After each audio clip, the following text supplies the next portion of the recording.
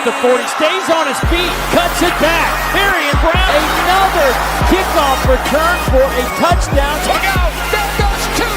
No flags! Touchdown! Howard in trouble! Incomplete! And the Michigan Wolverines will shock the college football world. Time coming off. Howard's going to run for it. Time runs out. And that'll do it. Oh my goodness. Welcome to the Big Ten, Oregon. They storm the field at Austin. He handed it off to Love, who stays on his feet. Love is in the end zone. Notre Dame has won the Orange Bowl, and Marcus Freeman is taking them to the championship game.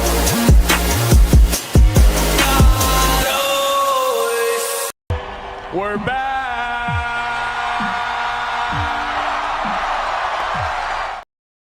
Hello, everyone, and welcome back to the Week Zero podcast. My name is Josh. Joining me tonight is my co-host, Lucas. And, Top of the morning. we got an awful lot to talk about, including this, just everybody wanting to fire their coach. Pick me. I want to fire my coach. But if you are hoping to coach college football in your lifetime, now would be the time to put yourself out there because everybody's getting fired. Let's see. Who do you think that really started with? Was that so earlier in the season we had VT, then later we had James Franklin, we had Mike Gundy, we had who else? Who else got fired? Arkansas guy, I can't remember his name. Sam Pittman. Yeah, Pittman, yeah. Pittman. Sunbelt Billy got fired. Billy Napier. Yep. Colorado State's head coach has been fired. So, if you ever thought you might want to coach college football, that would be. There's a lot of job openings popping up, but. Yeah, it's wild, man. I think it's I don't know. I think it's kind of kind of a domino effect of how college football has changed. I think I might have talked about this last week, but with the transfer portal and NIL and everything like that, like ADs and like fans are expecting teams to just win like now. And when teams aren't winning now, they're like, let's find somebody who can do a Dan Lanning or can work the portal like Ryan Day or something like that. Because clearly this isn't working or whatever. Mm-hmm. Well, I don't know. I think some of them were like definitely like long time coming, like Billy Napier, probably, Brent Pry, he's part of that too. And another one that got fired, Trent Bray from Oregon State, he got fired as well. Some of them were like long time coming. I think James Franklin got kind of hosed a little bit by expectations. So I think some of the guys like that, and the same thing with like Sam Pittman. Like I think he got kind of hosed. I don't think they should have fired him like that.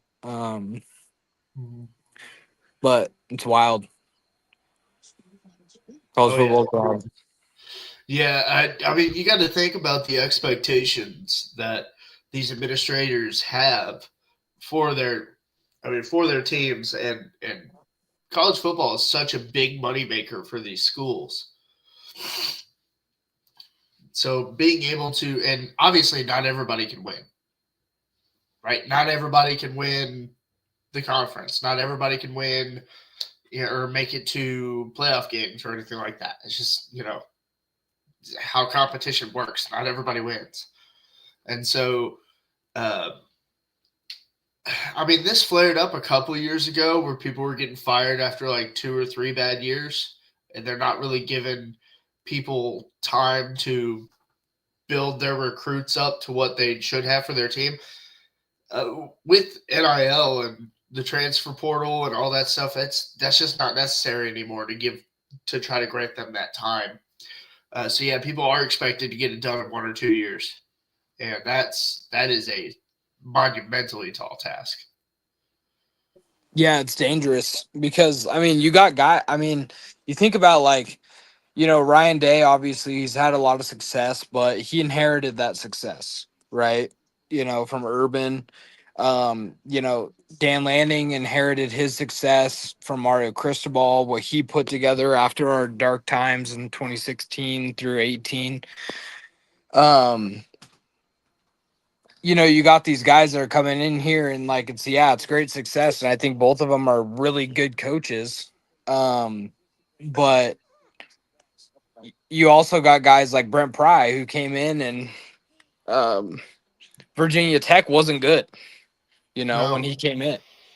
And so like how yeah, a good coach can change things around, but at the same time, like, what do you really expect from him if he's not getting the money, he's not getting the funding? Because Connor has talked about it before. Like, VT doesn't care about their football team. And they should, because that would only make them money. Yeah. It would only make them money. It's wild to me that a university doesn't care about making money for the university. Right.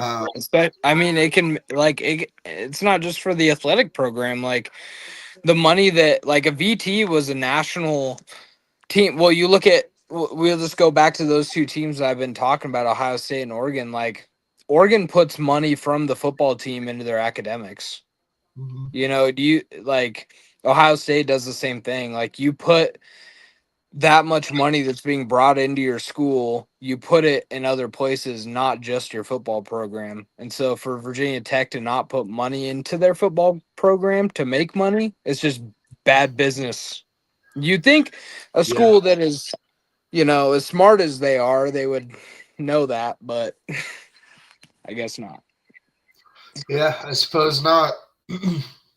But you are seeing, these like amazing coaching hires going on at other schools. One that comes to mind is Kurt Cignetti at Indiana. Just kind of out of nowhere, and they're the number 2 team this year. Good for them. Yeah, I think a big thing for Cignetti though was the success before. Because, I don't know if you know much about him, but obviously you probably know he was the JMU coach before he got to Indiana. Mm-hmm. But he was like a super, super successful coach. I think he won like over 100 games and had less than 10 losses over a span of like 7 years or something like that. Mm-hmm.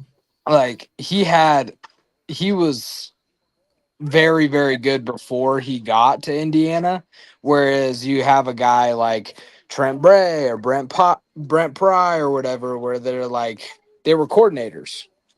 Mm-hmm. And if you look, I don't know the history of Sam Pittman all that much. He was probably once a successful coach, but you're not as successful. Cignetti has proven it. Like he is successful wherever he goes, and he brings guys in because of that. And in turn, Indiana, cut him a really good contract and a really good deal. Yeah, ton of money. Yeah, 11.5 million? Yeah, something like that a year. Yeah, ridiculous money. Yeah, it's insane. And to think, if you only pay a coach 10 million or 9.5 million a year, you two can only win 3 or 4 games a season. Yeah, right. I don't understand why he's still here. It sucks so bad. I'm not even looking forward to tomorrow's game. I'm not. Yeah, it's like it's almost. We're either gonna get whooped or we're going to almost beat them. And it's excruciating to watch. Yeah, I'm very curious about that one. It doesn't make a whole lot of sense to me. It's almost like I honestly think they're trying to let him finish the season out. I think that's the point. For Stoops. But like if you're gonna that's just bad business too. Because if you're gonna finish the season out, that's less recruiting time for the next coach. That's less time you have to go find your new coach. It's part of Stoops' contract. That's not that he can't be fired in the middle of a season. That's not part of it. But the 30, I think it was $37.5 million. His buyout is due within, I think it was 60 or 90 days of his firing. So, yeah. I want to know who the lawyers were for the university that let the university get screwed like that. That was bad. That is crazy. That is insane. Like, no. Well, anyways, any other news that we have in the league? Trying to think. No, not a lot. I mean, some Oregon news. Evan Stewart made a TikTok of him jumping around and dancing around and shit. He's going to be back. I think a lot of people had the idea that he wasn't, but I think Dan Lanning's idea of it was if he comes in the fourth to last game of the season and plays, he can still medically redshirt and come back another year. So I think he's holding out on having him play until those last 4 games, and then he can medically redshirt and then come back, because he definitely looked healthy to me. Yeah. But other than that, I mean, I don't think there's a whole lot of news that took place this week. Here's some news in the coaching realm. John Gruden, his lawsuit was dropped by the NFL. Okay. Which I think is going to be good for him when it comes to potentially getting that Florida job that he said he has wanted. He didn't say specifically the Florida job, but he did say that he wanted to coach in the SEC, and well, there's a perfect opportunity for you to coach in the SEC. Oh yeah, for sure. Although I do want him to go to Tennessee and coach for the Titans, but Titans. Okay, so but yeah. I don't think we really have too much to talk about this week. I think it's pretty cut and dry. You know, we're in the kind of the middle of the season here at this point. You know, we're really finding out who the good teams are, who the not so good teams are. We're finding out about, you know, who's getting better as they play versus who may have already peaked. You know, it's kind of crazy. So without further ado and without further input, you know what we could do? We could definitely react to the top 25 this week. Yeah, we can do top 25. We can go over a couple games from last week as well. I mean, absolutely. Very nice.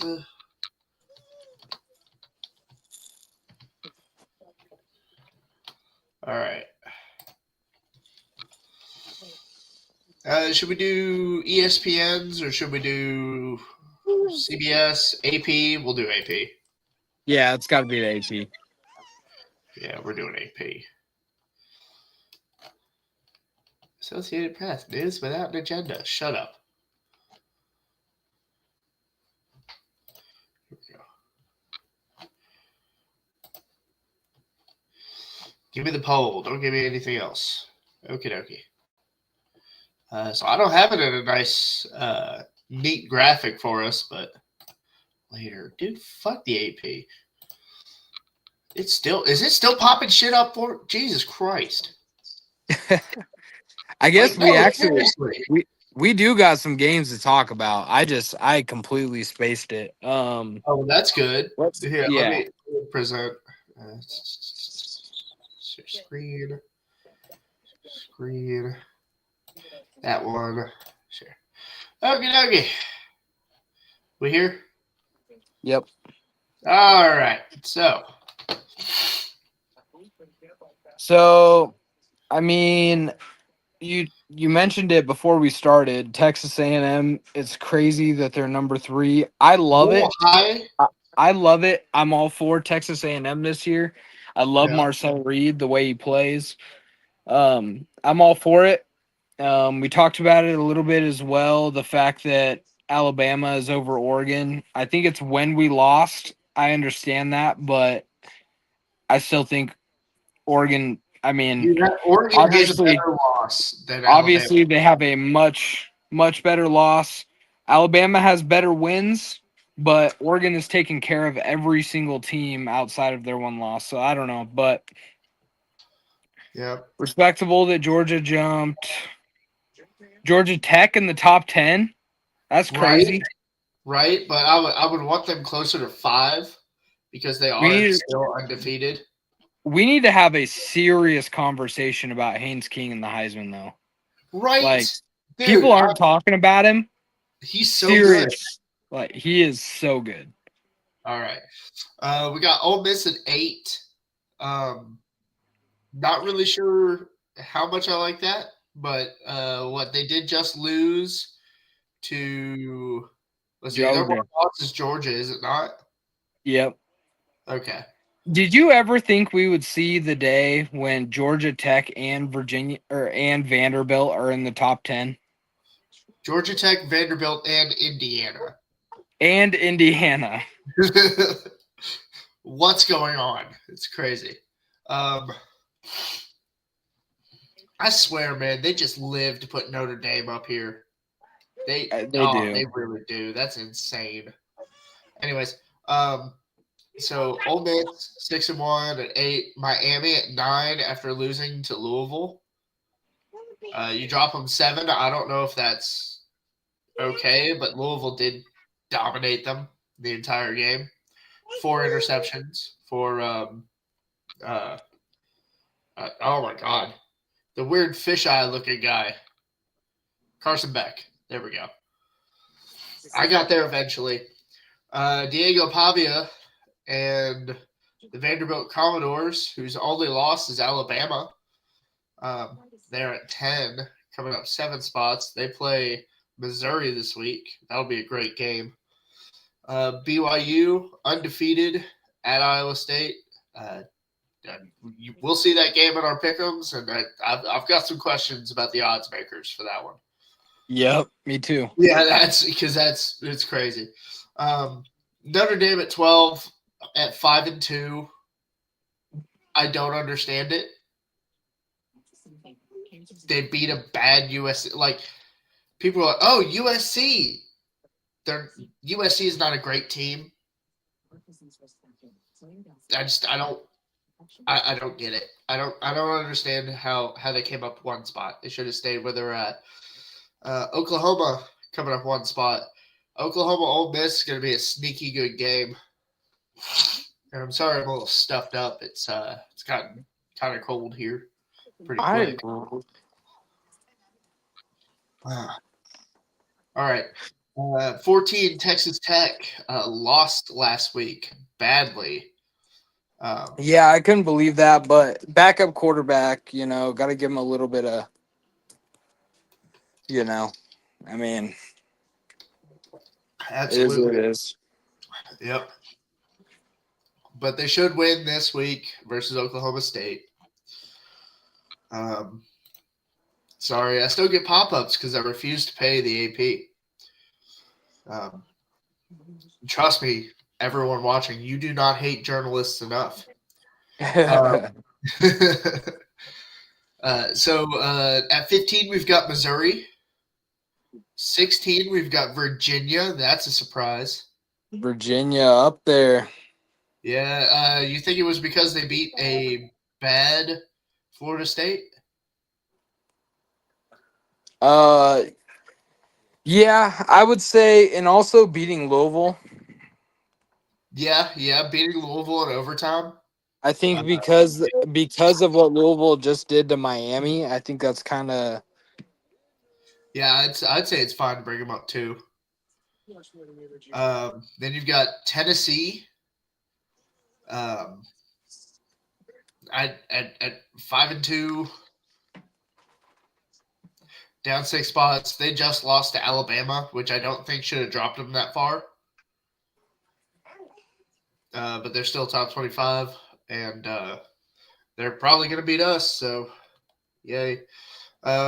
South Florida at 6-1 at 18 that's about right. love it. Yeah, that's about right. I love that. Louisville finally being ranked at 5-1. I feel like they should have been ranked before. They just weren't really beating teams as good as you should have, with how much better Louisville was than their competition. So 5-1, finally ranked. That's fine. LSU dropping to 20 from 10. That's a huge drop. They lost to Vanderbilt, which is now 10. So I don't know. It's whatever. Cincinnati 6-1 at 21. I don't hate it. Feel like they can get a little bit more, but they are still Cincinnati. Texas going down a spot. I like it. All I'm going to say about that. They should go down a spot. That was an awful performance, even though they got the win. It's terrible. Illinois. Why is Illinois ranked? That's a good question. What'd you say? I said, why is Illinois ranked? Yeah, that is pretty crazy. Yeah, their resume. They are overvaluing USC. Yeah, that's exactly why. And I don't think USC is that great. Like I said, USC is not on here. I don't either. Then you got Arizona State. I don't hate it. One of their 2 losses is to Mississippi State. Miss State's not a bad team, though. Mississippi State is surprisingly not a bad team this year. Surprisingly not. Then you got Michigan at 25. I guess they're 25th because they're Michigan. Well, they just beat Washington, who was probably Washington was probably ranked 26 in total. So I could see why they would jump after that big win. Yeah, and here's your other votes here. USC at 97, Utah at 40, Tulane at 37, Houston 34, Navy 28, San Diego State, James Madison, Boise State, TCU, and Minnesota. Who voted for Minnesota? See, this is why I don't like the AP. Some idiot said, I think Minnesota should be ranked. Anyways, there's our, there's the AP top 25. We didn't make our own top 25 this week,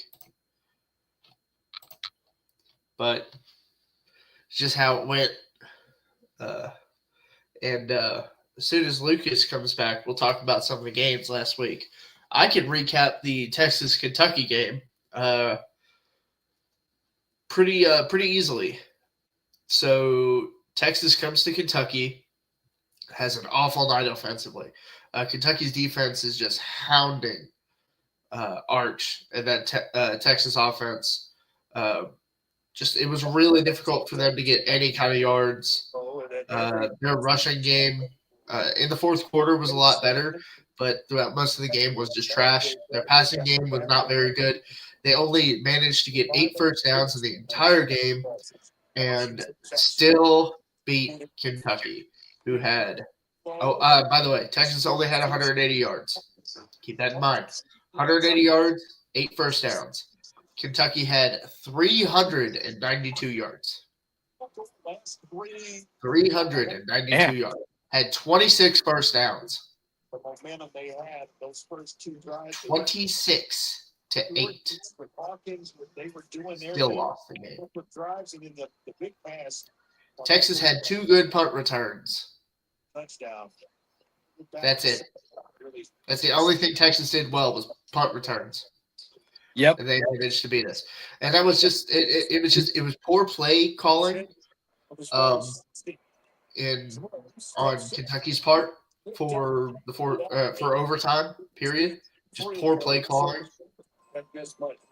So what happened? So when I was watching the game, I can't remember what happened. Something skipped over to where I didn't see Kentucky's drive. Okay.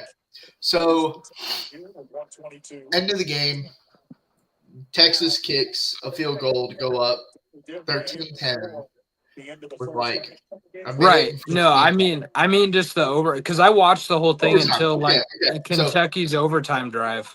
Okay, so first overtime. Only overtime, but first overtime. Texas defends, and Kentucky gets the ball first. All right. One play, a quick pass out to the flat on the right side gets 23 yards. So you're at the 3-yard line, or 22 yards. You're at the 3-yard line. And so they decide to go for a quarterback option play where Cutter gets to the half-yard line. Okay. So it's 2nd down and goal. And they run it up the middle and they don't get it. 3rd down and goal from the half-yard line. They run it up the middle and they don't get it. 4th and goal at the half-yard line. What do you think they do? Run right up the middle. Run it right up the middle. Didn't fucking get it. So no points in overtime for Kentucky. And Texas's kicker is money. They actually went back 2 yards in Texas' overtime drive and kicked a field goal. And that's my fantasy kicker. It's excruciating because as a Kentucky fan, you watch that game and you watch Kentucky's defense absolutely abuse Arch Manning all night. Dude, if he had 2 seconds to throw the ball, he was getting hit. Like, it was every single designed quarterback run lost yardage. Damn. He was not going anywhere. And so to get to that point where you're like, all right, we ran this play twice and got nowhere. Yeah. Instead of saying, you know what, let's kick it, let's take the points. Or let's run it to the outside. Just maybe we give it to our fastest player, see if he can beat someone to the corner, you know? The thing that shocks me, and this is preaching to the choir, but with how well your defense has played all game, why would you not kick that? Knowing damn well that Texas has a really good kicker, and you're already in field goal range, so it's not like you're playing NFL overtime. You're already in field goal range when you start your drive. What did Stoops expect to happen? Obviously, if you didn't because when you're a coach, you talk about outcomes, and when you're going through decisions for plays, Dan Lanning talks about this as well, where he goes for it a lot on 4th down, but he's in his head, he's okay, this is what we're going to do if we don't get it. We have this defense, we're put this defense in. This is what we're going to do if we don't get it. We're going to play really good, sound defense, right? So in Stoops' head, there was no if we don't get this. It was just straight up, we got to get it. That doesn't make any sense to me. You kick the ball there in that situation. So he explained it in his post game. He said we were just trying to win the football game there.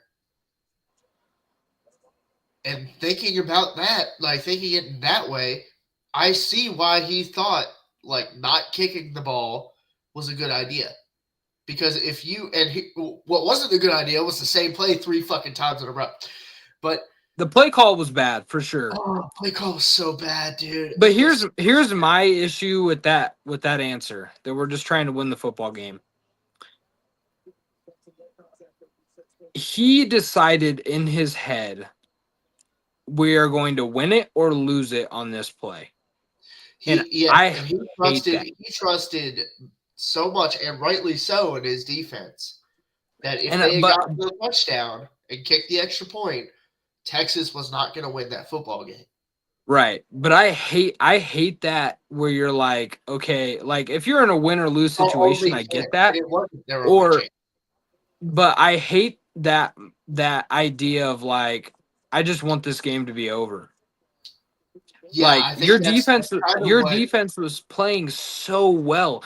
Think about this. You kick it, your defense does the same thing, they kick it. Now they have the ball again. You expect your defense to make any differences? No, they've been playing the same way all game. No, so they're going to make another stop to a field goal or something like that. And then your offense already has momentum because you got down to the half-yard line. You're in a perfect situation to go down there and score and win. Dude, that was a Brad White master class on defense. I loved it. It was beautiful. We blitzed, and here's what I didn't like, and here's what I don't like about how Brad White changes his play calling, right? So he's our DC. He calls defensive plays. So, and this happened not last year, but 2 years ago. All right, we get Clemson in the whatever Gator Reliquit bullshit bowl. Okay, we get Clemson. We go up on them like by 3 points with a minute left to go. All right, and it's Cade fucking Klubnik. Okay, what do you do to Cade Klubnik? What were we doing to Cade Klubnik the whole game? We were pressuring him, and he sucked. He does not do well under pressure. See, Clemson right now this season. Everybody's figured this out. If you get Cade Klubnik uncomfortable, he cannot complete passes. Period. Okay? So what does Brad White do with a minute left, knowing that they're going to have to throw it down the field? All right? Is it prevent defense? Send in 3 the entire time. That's not how you win that game. You have to be aggressive. You have to get in the backfield. And he did versus Texas. He got aggressive. He got in the back. Our guys got in the backfield. I think we had, 3-4 sacks? Yeah. 4 sacks, a lot of quarterback hurries, a lot of quarterback pressures, a lot of hits on their quarterback. He's throwing the ball. We're hitting him. Especially when Texas has a terrible offensive line. Like, you just got to send them. Yeah, absolutely. But it's just like that level of play out of your defense, and you can't call the right plays on offense. And it's kind of funny because you see that in defensive coordinators around the country, and it's funny you mention that because, like, even in the National Football League, you see it. Like Brian Burns after the Denver game where Denver scored 33 points in the fourth quarter, insane game. But at the end of that game, Brian Burns in the locker room was super pissed off because he's like, why are we dropping 10? Like, what are we doing right now? Allowing Bo Nix to just dink and dunk and win that football game. Like, they're dropping everybody and not rushing anyone. And you can't do that against a good quarterback. Now, say what you want about Cade Klubnik. I did say what I wanted about Cade Klubnik. You stepped away. But yeah, what I'm saying is, like, say what you want about Cade Klubnik. He's still a good quarterback. Yeah. If you give him time, and I heard you say that. If you give him time to deal, he's going to deal. He's going to pick you apart. Yeah, he's going to do it. Open guy, and he's going to pick you apart. But if you make him uncomfortable, chase him out of the pocket, get him on the move, he's not going to complete his passes. And it's going to be the same thing about Arch, right? We've seen him when he has struggled. It's because, well, one, he's not super accurate, and he'll fix that. I'm sure of it. But two, like, when he's in duress, he's like I'm just going to run, and he doesn't, and he's adjusting to college speed, and guys are just fast. They're just fast. So you can't do that every play. This isn't this isn't EA college football. Like, you can't run around with your speedy quarterback and outrun defensive ends. So, and that's what you guys did great the entire game. Watching the game, there was definitely points where it was like the play calling was just awful. The play calling was just awful. And what's sad about it, especially for, This is flat. oh, the flag.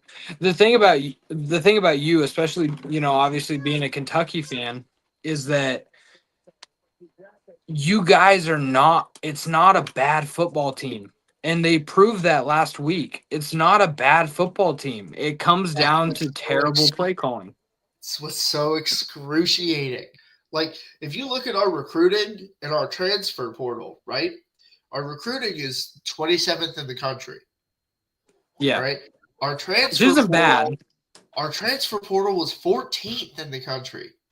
All right? We have talented dudes. We've got dudes who can make plays. We have guys who can, just outmaneuver you. We have the speed. We have the talent. What we don't have is the coaching and play calling. Yeah. Bush Handman should have been fired after that game. I think there's a lot to say about, and going back to the coaching, segment that we did. I think a lot of colleges are going to this, but the age of 60-plus-year-old coaches is over. Yeah. Like, and I don't know how old Stoops is. And believe it or not, it has always been young guys. It has always been that, like, that's true. 30 to 45. I think you get to a certain point where you're like a Saban, and you're just like, if you are successful for long enough, you will stay into your 60s and stuff. As Coach Stoops, he is 58, I believe. Yeah, when you get up to that, it's like there's a certain point, especially in this day and age, in like the political landscape of the country. You need a younger guy that understands your kids. Well, I mean, Bush is what is it, 36, 38? It's just and the people who are like, well, you probably should give him some time to work his stuff. All right, he's had 2 seasons, and he hasn't had one game against a Power 4 opponent where his offense has scored more than 2 touchdowns. And I think that comes with adapting. Rash. Because if you are not an offensive, like, if you're a good he's obviously a good offensive coordinator because he's coaching at an SEC school. No, but like in the grand scheme of things, but think about it this way. Like, if you are an offensive coordinator at a Power 4 school, you are a good offensive coordinator compared to those who aren't, right? Because you got hired to be in that position. Compared to high school coaches, yeah.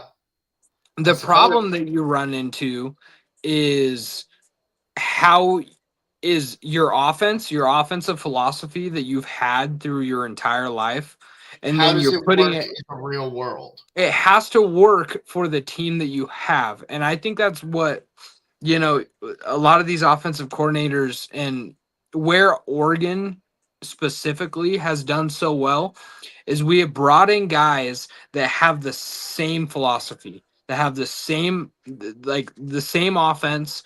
I mean, you go from Kenny Dillingham to Will Stein, there's no difference. They have the same philosophy in offense. So every time Oregon brings in a guy, and it all started with Chip Kelly back in 2007 when we hired him as our OC, it goes back to him where it was like this fast, get it to your good guys, like quick screens, these kinds of things. And then it generated until we got to the Mario Cristobal area where we started slowing things down. And you can see, like, sort of the lack of success that we had compared to those Chip Kelly eras and compared to this Dan Lanning era. Oregon is built to be fast, whereas like other schools aren't. Like other schools, like Kentucky, is built to just Had ground the and pound. slowest, it was 2 years ago. They had the slowest offense as far as plays per game and the amount of time of possession. They had the slowest offense in college football like 2 years ago. And so, but Kentucky has always kind of been built that way, right? Kentucky has been Great built for running the past backs. 10 years to slow you down, bring you Yeah. to our level, and beat you 17-13. Yeah, that's just Like how you, Kentucky is basically a congratulations, Big Ten school. Yeah, you averaged 55 points a game before you played us, and you only scored 12. Like, congratulations. Welcome to Kentucky football. And so that's how Kentucky is. And to me, it really feels like your head or your offensive coordinator does not, his philosophy is not that. No, it's And not. he's trying to do it at Kentucky, and it's just not working because that is not the identity of Kentucky football. Yeah. Well, what we need is a guy who can utilize the run, can move the line around to create bigger holes for our running backs. We need someone to bring a quarterback in who's willing to maybe hand the ball off 30 times a game, but also would be able to, like, hey, third and long, we need you to do this, or hey, second and short, go take a shot. Just something like that. You need a JJ McCarthy is what you need. Oh, for real, dude. Throws two or three good passes a game. That's all you need him for. I really like Cutter Boley. He has gotten so much better since the beginning of the season, just from starting. It was why I wanted him to start anyways. All right. But just absolutely tore up Texas. He was 30 for 38. I don't care who you are. I don't care if you had 100 yards, 30 for 38. That's fantastic. See, but that kind of like proves my point where like this offensive coordinator wants to run your defense or your offense differently than how Kentucky football is. Yeah. Like so when's the last time Kentucky threw the ball 38 times in a football game? Like that's a ton of times. Yeah, it had to be like 2 years ago, something like that. We had Scangarello as our OC. Yeah, so like it was probably Levis's last year. No, even then, I don't think so. Levis was one of those guys that would go like 14 for 18, like basically every game, and not break 200 yards passing ever. But we'd still win those games but he was just talent. He was just talented, and that was he was just talented. So and he could run the ball around and stuff. So there was a difference when you see. It's definitely a difference when you see certain guys like, when you go to Oregon, there is such a difference in talent that you can see from even a guy who was just a Heisman finalist and Dylan Gabriel to Dante Moore. Like there is a difference that you can see talent wise, even though they're probably going to end up with the same numbers. It's like, in a different way, and it might be harder for someone versus the other. So, but we're getting kind of late in this one. Let's went off topic a little bit. We don't really got to talk about too many games. I mean, we kind of went over like Louisville beats Miami, pretty crazy. Beat the hell out of them all game. Led almost the whole game. Actually, I think they did lead the whole game.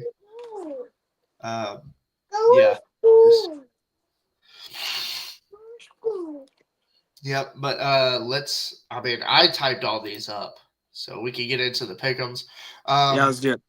Yeah, the standings not accurate. These are last week's. So currently you and I are tied at 117. And I had a terrible week, dude. I had a pretty bad week too. I had a terrible week. But 117, we're tied. Heck yeah. All right, our first game that we have, and I don't care who goes first. It doesn't matter between us. I'll go first. Okay, first game that we have here is SMU. I'm sorry, they're 3.5-point favorites at Wake Forest. I'm going with SMU on this one. Wanted to take Wake, but SMU.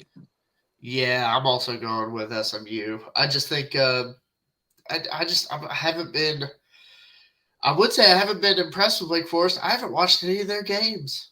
The only game I watched, they nearly beat Georgia Tech. They went for it. I think went for 2 at the end of the game and didn't get it. Oh yeah, you know what? I did watch that one, but only for Georgia Tech. So I'll take SMU. SMU beat Clemson last week, did they not? Yeah, they beat the hell out of them. Yeah. So give me SMU. You got Kansas State at Kansas. I forget what they call this, but I'm gonna take screaming in the background. I'm gonna take Kansas.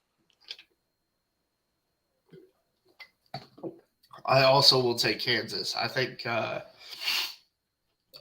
they win by more than 3 points, though. All right, next one. We got Northwestern at Nebraska. I just don't understand how Nebraska is a 7-point favorite here, but Dude, I'm super impressed with Northwestern right now. I mean, their only 2 losses I want to say are Tulane and Oregon. Yep. But I'm super impressed with them right now. But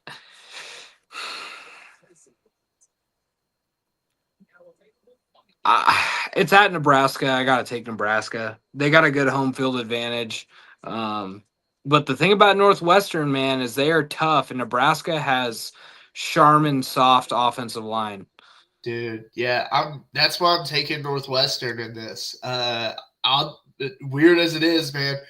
That's a good call. Dylan Raiola can try as much as he wants to be Patrick Mahomes. It's not happening. I'll take Northwestern here. I don't hate him. All right, we got NC State at Pitt. Pitt is a 6.5-point favorite. Yeah, I gotta go Pitt. That's the easy one for me. Yeah, we're going Pitt. That's NC State hasn't been good for like 5 years. But yeah. All right, now we got Minnesota at Iowa. Iowa's an 8.5-point favorite. This was a pretty tough one for me as well. I am going to take Iowa. Their offense has gotten a ton better with Gronowski at quarterback. That guy can run all over the field. Minnesota's scary, but I'm going to take Iowa. Yeah, I think I'll man, 8.5 points is. I think I'll go with the home team here. I'll take Iowa. I want to take Minnesota real bad. All right, San Diego State is a 3-point favorite going to Fresno State. So, fun fact, San Diego State is one of only 2 teams to goose egg 2 games this year, to not allow 1 point twice this season. The other team would be Ohio State. I'm going to take San Diego State in this one. Defense is good, man. Damn. I'm hoping we were going to be picking different, but we're really not. I'm taking San Diego State. I'll gamble on a different game, not this one. 3 points. I think I have a couple. Okay. A couple upsets in here. All right, now our first ranked pick'em. We have Houston at number 24, Arizona State. Arizona State is a 7-point favorite. I got Arizona State winning this. Houston just came off of an emotional war against Arizona. Yeah. So, I mean, Arizona State came off an emotional game too, but it sucks because the one time I picked Houston, they got blown out. That's our only loss. Is the one time I picked Houston, and they wore their stupid Oilers jerseys during that game. So maybe it's a jersey thing. I don't know. Don't be disrespectful. Oh, shush. My dad. I just saw his comment. Oh, yeah? Let's pop this up here. Oh, you're drinking his mics? Jeez. All right. It's his fee for having his trailer in my house. I'll take Arizona State. See, oh, you hear that? You hear that, Papa McKnight? That's the fee. That's the what do we call that? A lot fee? The lot fee. Lot rent is Mike's hard. All right, moving on to number 23, Illinois versus Washington. Washington is a 4.5-point favorite. That checks out. Yeah, I mean, Washington is flashing the camera. Hopefully I didn't. Don't need to be doing that. Washington is really good at home. Shoot, I don't even know who I actually took. I think I took Washington to win this. Yeah, I would also go with Washington to win this just because I don't believe that Illinois is that good.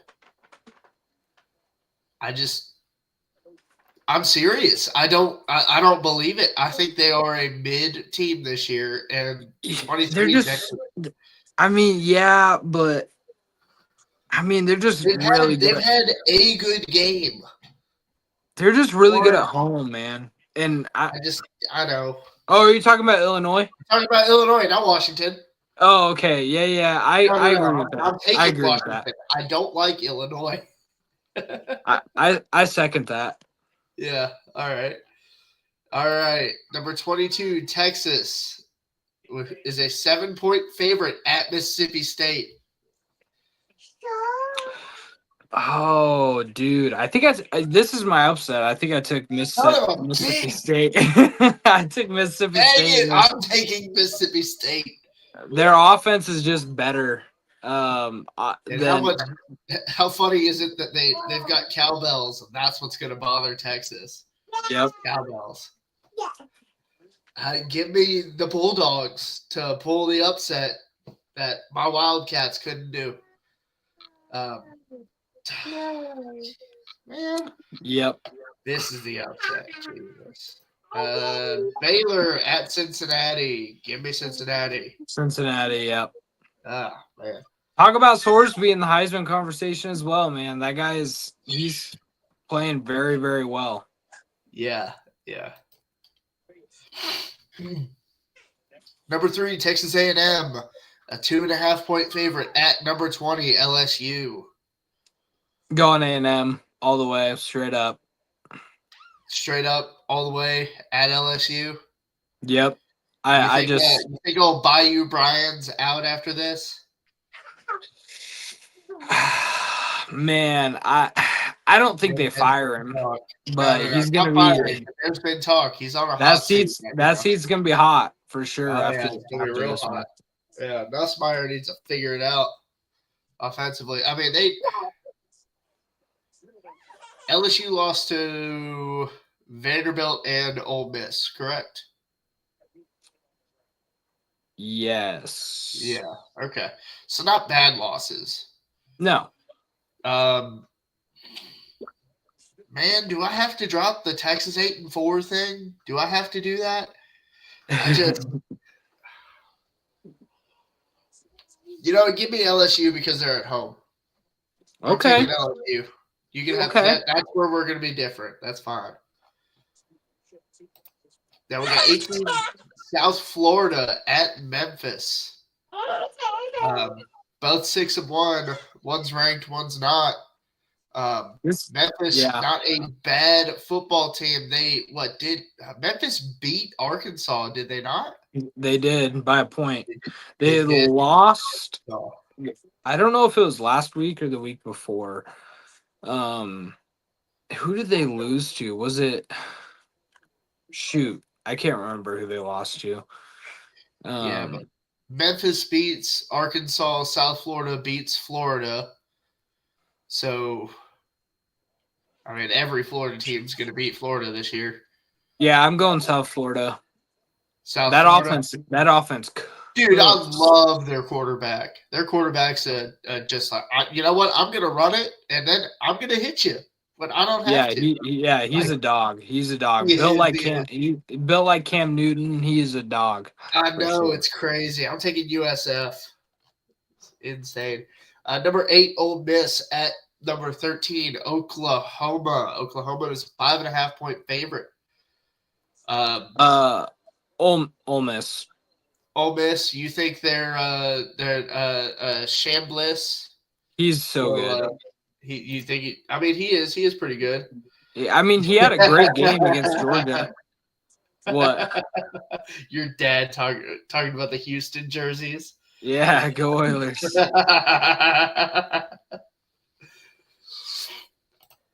So anyways, let's see. Oklahoma has their Mateer back.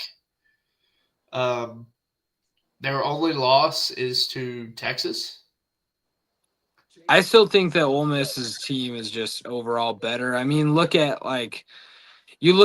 Oklahoma without Mateer and how bad they are. Ole Miss doesn't need a crazy good quarterback to be as good as they are.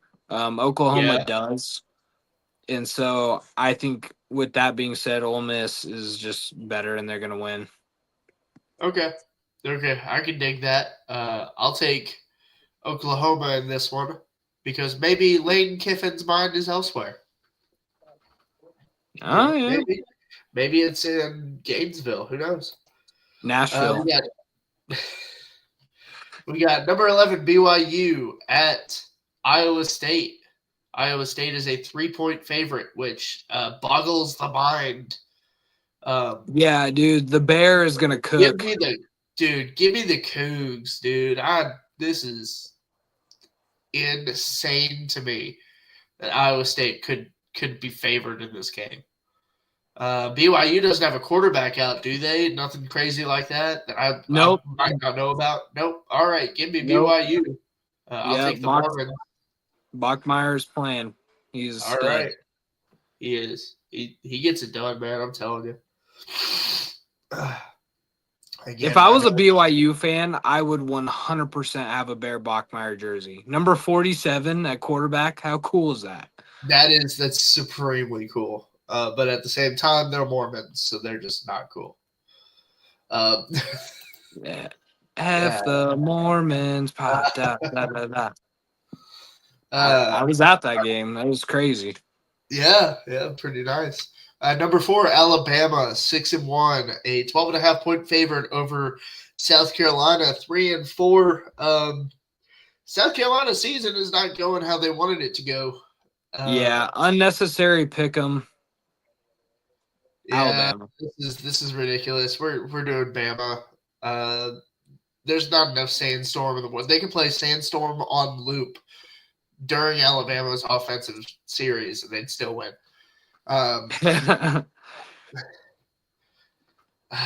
It's just South Carolina's having a tough go. We got UCLA at Indiana again. Why is this a pick'em? But UCLA 3-4 at number 2 Indiana 7-0. Indiana is a 25.5-point favorite. So UCLA is currently on a 3-game winning streak. Yes, they are. Offense has been figured out. They beat Penn State. It was Penn State, and then they just beat Maryland. I can't remember what the other team was. But this one is going to get interesting. Because if UCLA truly has their offense figured out, they can cause some problems for Indiana looking over this team. My dad told me what he said on I want to say it was 2 weeks ago on the stream 2 weeks ago. He's sitting right behind me and he goes, UCLA is going to win out. His words. You know what? I'll take his word for it. I Begrudgingly would hate. No, we're not going to eat these. I would hate if Indiana won or if UCLA won this game as an Oregon fan. I'm going to take Indiana. Okay. What? Oh, something scared her. So yeah. She wants these nasty strawberries. They're like nasty. Oh, She wants them yeah, so no. she wants them so bad. But anyways, yeah. So I'm taking Indiana, but watch out for this game. I'm telling you, I'm gonna be watching it on ESPN, kind of checking in every once in a while to see what's going on. You think it'll be a little scary for the Hoosiers there? It could. It very well could be. Could be. Well, and I'll take. I got UCLA. you thinking. I got you thinking. UCLA. Yeah, I got you. I'll take UCLA, and this is just a psyop by Lucas and his dad to get Lucas ahead of me in points. I know it is. Oh man, I definitely got you thinking a little bit for you sure. You definitely did, because I was like, oh yeah, they have been winning, and then they didn't figure out their. Dang it! Like, if I'm just saying, like, if Nico figures it out, which it seems he has, that guy, he's a 5-star quarterback. He is he animal. He can tear you apart. Absolutely. Nico's old team, number 17, Tennessee, 5-2, is a 9-point favorite at Kentucky, who sits at 2-4. Okay, you can pick who you know is going to win this game. Dude, here's the thing about this game though, and we're gonna like talk about it the same way as the UCLA game. Don't do that. Kentucky hasn't been winning these games, dude. That is true. That is true. However, if they play their game like we talked about this week, Tennessee has looked terrible on offense. And Kentucky's got one of the top defenses in the SEC. I don't care about statistics. I think they are a really good defense. They could cause a lot of troubles for Tennessee's offense. Alabama absolutely Tennessee was good enough to keep up, but which is why I'm taking Tennessee in this game, because if they can keep up with Bama at least a little bit, they're going to beat Kentucky. But watch out for Kentucky's defense flying around. This could be another game like last week. Mm-hmm. So the last time Kentucky beat Tennessee, it was at Tennessee during the COVID year. Kentucky beat Tennessee 34-7, and it was 2 pick sixes and 3 interceptions from Garoppolo, and so just man, it's give me Tennessee, because I got no faith in Stoops anymore, none whatsoever. I wouldn't either, dude. No way. Like, Brad White can hold Tennessee to 3 points, we'd lose 3-0. Like, just no faith. I love Cutter. I love our tight ends. All our running backs are stellar. Our O-line is solid. Just the man upstairs calling the plays can't call a play to save his life. It's brutal to watch. It is rough. So frustrating.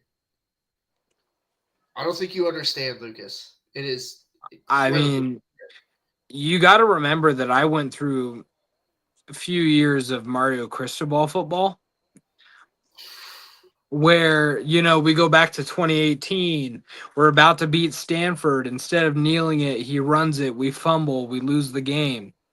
I mean, that's Mario crystal balling. That is crystal balling. When you should kneel the ball, but you run it, you fumble, and you lose. Like That's crystal balling. things like that. I mean, not quite to your extent, because obviously, we won a good amount of games during that time, but like Yeah. I know bad offense when I see it. Yeah. I know bad play calls. Yeah.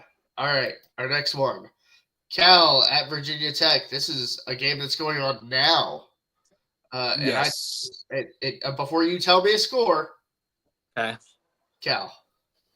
Yeah, I took Cal before this. I put it in the chat so we know I'm not lying. Cal is currently up 20-13 in the third quarter. Okay. It's a good game. I have not been watching this game. I haven't looked at this game. None of it. VT had a touchdown. It looks like it got called back. They had like a 40-yard touchdown that got called back. So they just kicked a field goal. Those damn ACC refs. Right. Do you see that guy got dismissed indefinitely from the SEC ref in the Georgia Ole Miss game? That's crazy. Yeah. Just the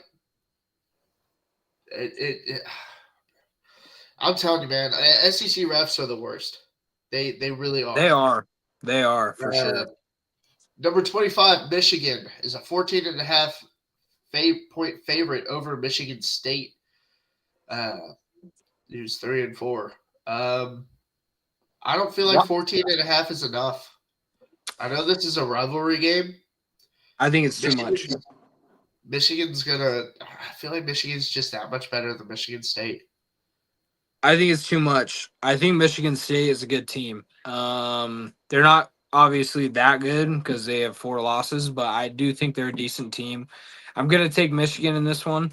I feel bad for not taking my number 2 team on my favorites list last week against my least favorite team in Washington, but so I'm not picking against Michigan again this season. Gotta go with the boys in blue. But Michigan State's not bad. This could be a 7-point win for the Wolverines. All right, this next one's only a pick 'em because it's one of our teams. Wisconsin at Oregon.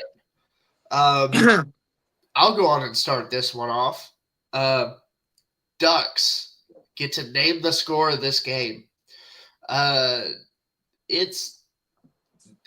Wisconsin may not even score.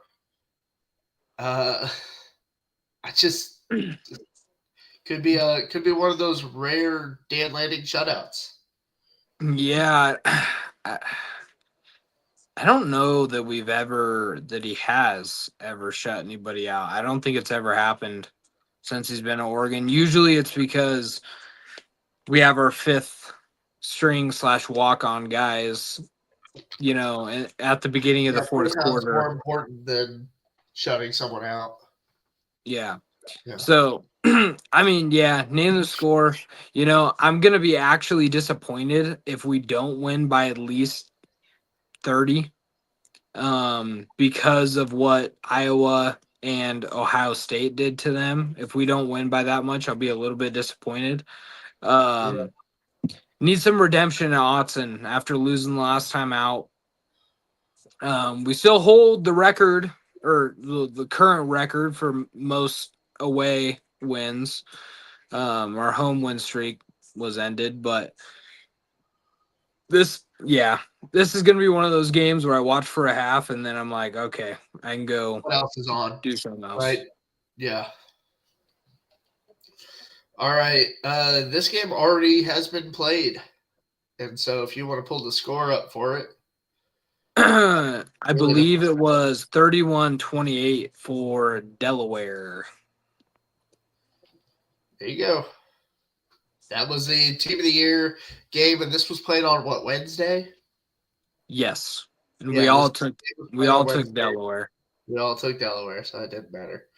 Our $1 ticket game, for anyone who's kind of new and hasn't been watching, our $1 ticket game started out as a game where we would go around and find ticket prices for these games, and we found a ticket price that was $1 for a ticket to go to these games. So this is from a currently top 10 team, Vanderbilt.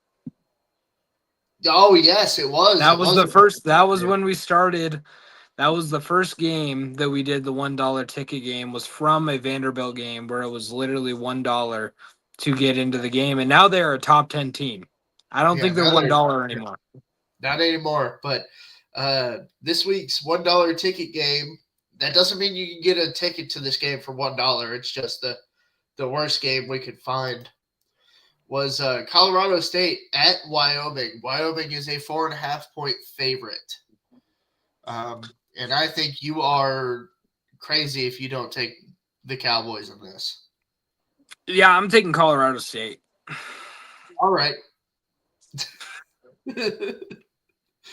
I don't know why. I don't really have. I mean, I like Nicolosi. I don't know if he's even still the starting quarterback for them.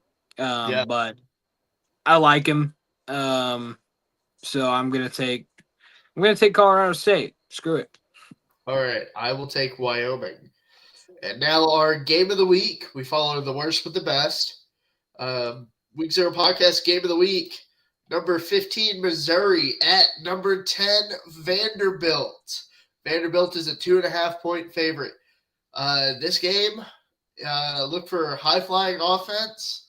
Look for very solid quarterback play from both what's his name? Pribula? Yeah, Bo Pribula. Bo Pribula and Vanderbilt's Pavia. So quarterbacks with P names. There's going to be 2 of them here. I feel so funny describing it like that. It's like, oh my God. No, I mean, what you're really getting here is some top offensive performance from the SEC going against each other. You got one who, when the offense is clicking, Missouri can compete and keep up with and beat just about anybody. And Vanderbilt, you got a quarterback who just believes he can win any game that he plays. Yep. So it's going to be fantastic. I wish we got an over-under for this. I bet it's like 60-something. Probably, yeah. But, yeah, this is going to be a really fun game to watch. If you get a chance, go look it up and find it. It's going to be back and forth. And even if you hate both of these teams and think that Eli Drinkwitz is a friggin' nerd, it should be fun to watch. Who do you have, Lucas? Who do you think is going to win this one? I'm taking Vanderbilt. Straight up. Vanderbilt? Straight up. Vanderbilt because they're at home. They finally got that home field rocking. Crazy what happens when you win games. Oh, I wish you had that. And I really wish that I really want Missouri to lose. That's just it. And that's all of our pick'ems for this week.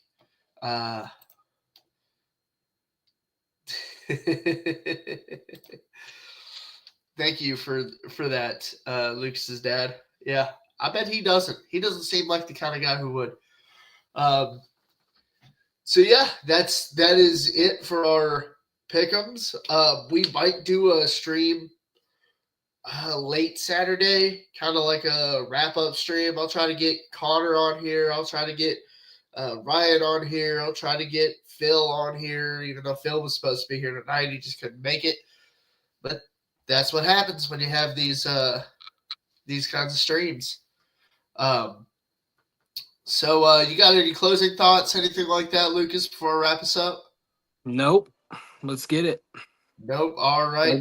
So for Lucas and for myself, again, my name is Josh. Let me get this off of here. So we got our names up there. All right.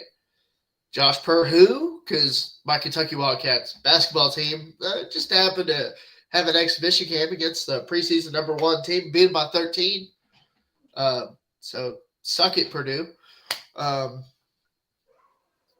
Forgot where I was going with that. Anyways, for Lucas, for myself, and for the rest of the Week 0 podcast members who couldn't make it tonight, have a great night. Have a good weekend. God bless, and we'll see you next week at least. Yes.